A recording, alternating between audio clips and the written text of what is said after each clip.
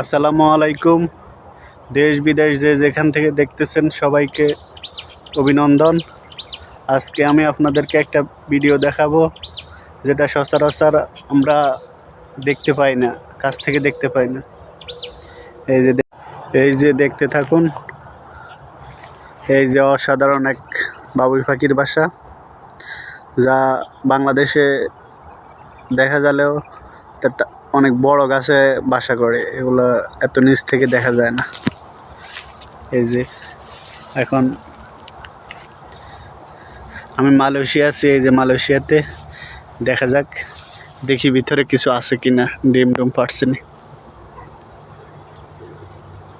একটা ডিম আছে মনে হয়, বাইর করতে হতে কষ্ট।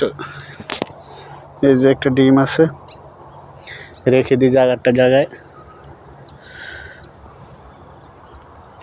পাখিগুলো আমায় দেখে উড়ে চলে গেছে। খুব সুন্দর না?